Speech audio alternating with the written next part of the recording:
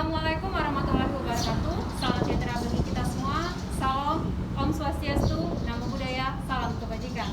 Hai teman-teman pertukaran mahasiswa, kali ini di materi kebinekaan kedua, saya Dwi Angelini akan mengajak kalian untuk keliling ke Museum Negeri Bengkulu. Yuk ikutin saya untuk melihat koleksi-koleksi yang ada di Museum Provinsi Bengkulu.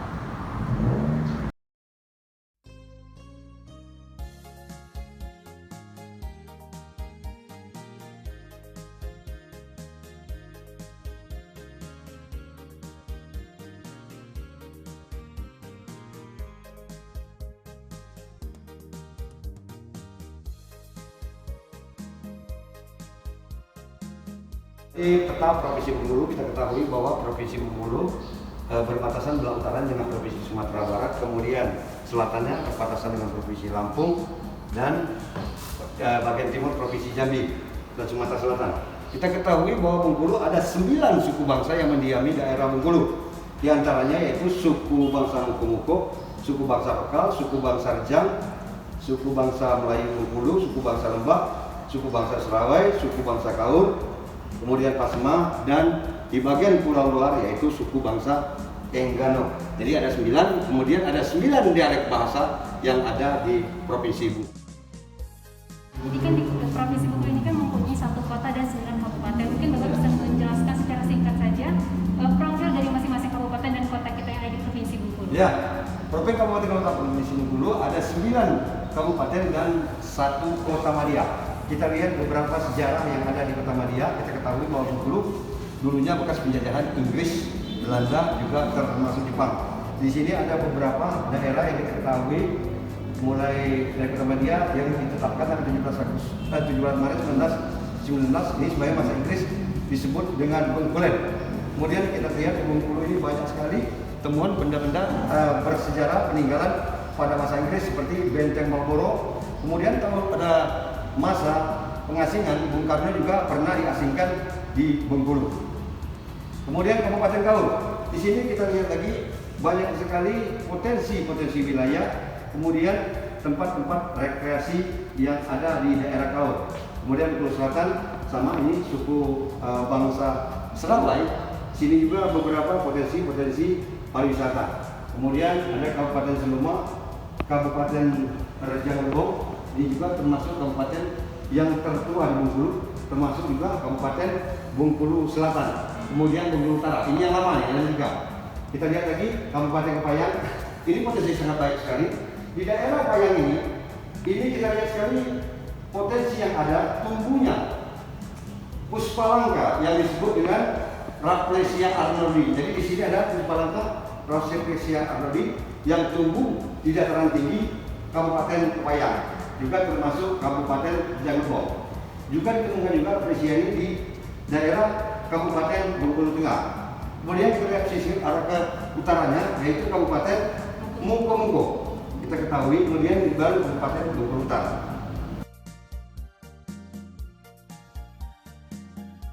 Kita ketahui bahwa Provinsi Bengkulu ini adalah bekas penjajahan dari masa kolonial, yaitu dari Jepang, Belanda, dan Inggris. Mungkin di sini Bapak bisa menjelaskan masa kolonial yang ada di Provinsi Bengkulu itu seperti apa dan peninggalannya bagaimana, Pak? Ya, kita ketahui sama dengan daerah-daerah lain pada masa kolonial yang ada di Provinsi Bengkulu tahun 1685 itu mulai Inggris, kemudian ada pada masa Belanda, juga sama aja dengan yang lain juga pada masa penjajahan Jepang. Kita lihat di sini ada peninggalan beberapa macam peninggalan yang ada di sini. Kita lihat ada beberapa hasil ekskavasi Benteng itu sebelum Benteng Marlborough ada Benteng yang didirikan di tempat Pasar Bengkulu. Kemudian ada Trisula, dan pada masa Jepang ini ada namanya kain lantung. Ini yang agak unik sedikit. Kenapa? Pada masa Jepang itu kesulitan untuk kain dasar. Kemudian masyarakat membuat kain lantung ini dibuat dari kulit kayu dan dipukul-pukul. Itu yang dijadikan sebagai bahan dasar untuk pakaian. Baiklah, sekarang kita akan masuk ke bagian yaitu masa prasejarah yang ada di Provinsi Bengkulu. Di sini banyak artefak-artefak yang ditemukan di Provinsi Bengkulu. Mungkin Bapak bisa menjelaskan artefak apa saja yang kita temukan di Provinsi Bengkulu, Pak? Ya, kita lihat di sini ada beberapa koleksi pada masa prasejarah. Kita ketahui mata sejarah itu yang ada temukan di Provinsi Bengkulu. Kita lihat di sini ada kapak batu. Kemudian kita lihat lagi ada bekal kubur dan mani-mani. Kita ketahui bahwa masa prasejarah itu ada 3 yang ada di Bengkulu ini. Kita lihat masa batu tua, batu menengah dan batu muda. Kemudian kita temui di Bengkulu itu pada masa batu muda. Makanya ada beberapa yang kita lihat di sini adalah kapak batu, beliung dan belincung. Kemudian ada juga kunci bekal kubur dan mani-mani.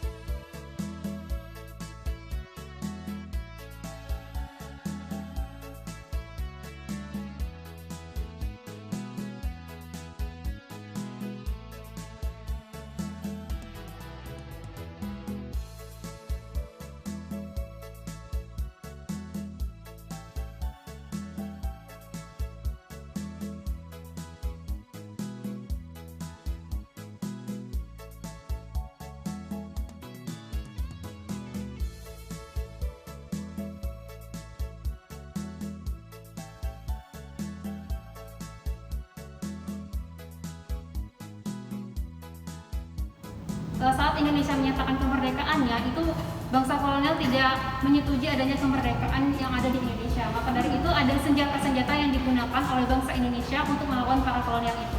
Mungkin Bapak bisa menjelaskan senjata apa ini, Pak? Ini merupakan senjata rakitan yang disebut oleh tentara kita dulu dengan sebutan meriam kecebek untuk memberikan semangat istilah perjuangan mengendalikan senjata asal tentara Jepang. Mereka ini membuat senjata yang disebut dengan meriam kecebek yang dibuat dari tiang telepon. Jadi oleh panjang besi dibuat dari tiang telepon. Kemudian sebagai bahan untuk meledakkannya itu digunakan yaitu pecahan kaca, pecahan besi, kemudian besiu dan juga termasuk yang kotoran kambing itu bahan sebagai peledaknya.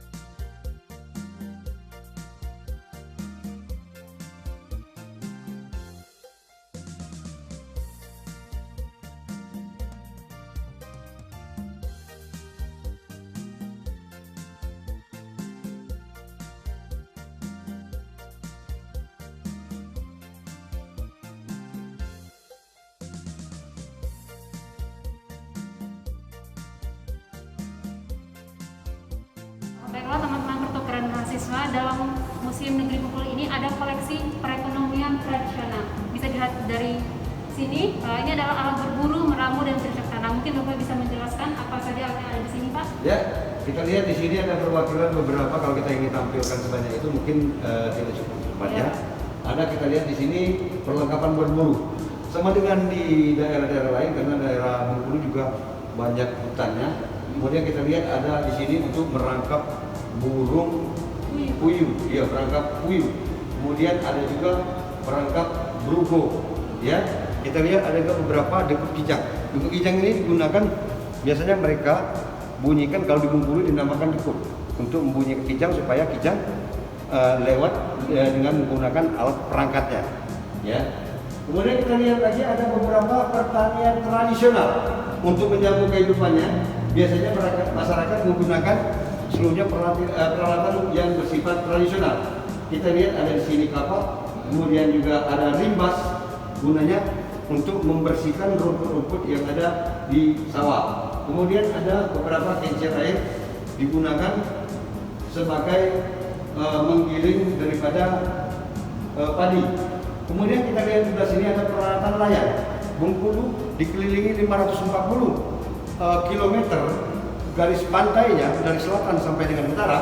Kita lihat beberapa sini banyak sekali proyeksi pantainya itu mata pencariannya ada nelayan. Ini salah satu contohnya, ada kapal nelayan, kemudian ada kerang untuk sebagai peralatan untuk membawa ikan. Kita lihat juga bukan hanya sekedar di daerah pesisir pantai, juga di Bengkulu ada beberapa daerah sungai dan juga danau laut. Kemudian kita lihat di sini peralatan ikan yang ada di daerah sungai. Ada yang namanya melata, kemudian serekap, jadi digunakan pada air yang deras. Kemudian ikannya air tenang. Kemudian ada jelujur, bubu, dan ada beberapa macam alat penangkap ikan. Untuk cara penggunaannya sendiri ini bagaimana Pak? Peralatan? Iya, kalau bubu ini biasanya dipasang di air yang mengalir, kemudian dibiarkan untuk biasanya satu malam, sorenya dipasang, kemudian besok paginya baru diangkat. Dan ikan masuk dan tidak bisa keluar lagi, dipendamkan di air.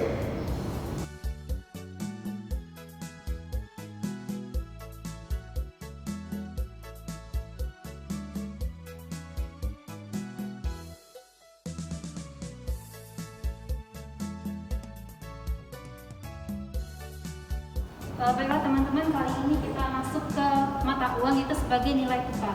Bapak bisa jelaskan mata uang yang ada di Provinsi Bengkulu ini dari masa kolonial itu ada apa aja Pak sampai masa sekarang? Ya, sama dengan daerah lain kita yang disebut dengan mata uang, kalau di Museum Bengkulu disebut dengan numismatika.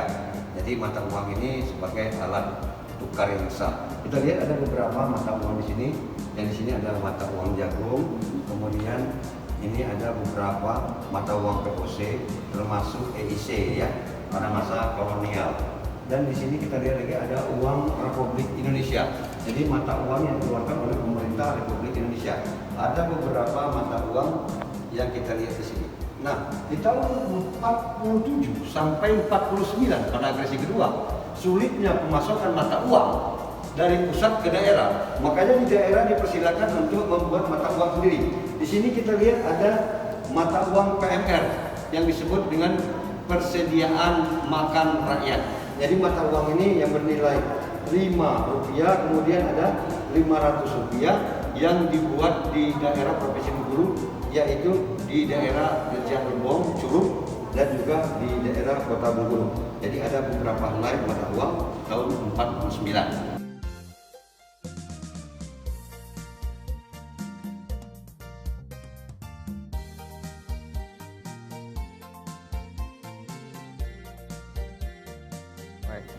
Baiklah teman-teman, di sini kita lihat di belakang kita itu ada salah satu koleksi yang ada di Museum Bengkulu, yaitu mesin cetak. Bapak bisa jelaskan ini mesin cetak ini bagaimana penggunaannya, untuk apa penggunaannya Pak? Ya, tadi saya sudah jelaskan masalah uang PMR yang dicetak tahun 47 sampai 49. Nah, ini saya tampilkan mesin cetaknya. Mesin cetak mata uang dari 47 sampai 49 yang dibuat di Bengkulu. Mesin cetak ini berasal dari Amerika tahun 1931. Nah, tapi mesin cetak ini bersejarahnya juga pernah digunakan oleh Bung Karno semasa pengasingan di Bengkulu untuk mencetak naskah-naskah dan undangan grup sandiwara Monte Carlo beliau semasa pengasingan di Bengkulu. Kalau ini sendiri Pak bisa dijelaskan juga? Ya sama, ini perangkatnya. Ini perangkat dari mesin cetak, itu kan untuk menaik penyusunan huruf-hurufnya, ini untuk mencetaknya. Ya, kalau kita lihat mesin ini juga tidak bisa berfungsi dengan baik lagi.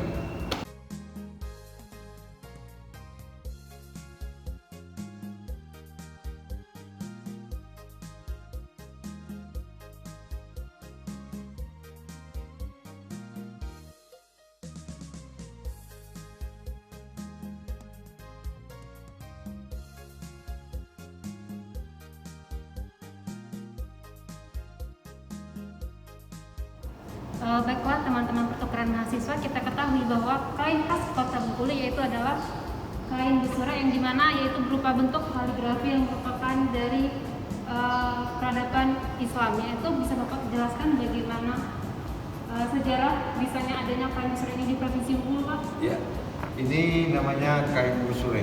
Busure itu berarti bersurat ya dalam bahasa Indonesianya. Tetapi dalam bahasa umumnya namanya kain busure. Kita lihat ini ada beberapa kebetulan di depan ini yang warnanya yaitu merah manggis. Kebetulan di sebelahnya ada juga yang warnanya biru tua. Kain busure ini tulisan berbentuk tulisan kaligrafi Arab yang tidak beraturan dan tidak mempunyai arti dan makna. Kemudian dihiasi dengan beberapa flora. Ini menunjukkan bahwa hubungan manusia dengan ciptaannya. Ini pada dasarnya kain busure ini dulunya digunakan untuk upacara-upacara tradisional. Juga digunakan untuk menutup jenazah. Biasanya untuk menutup jenazah orang menggunakan kain busure ini. Kemudian juga digunakan untuk keperluan acara tradisional.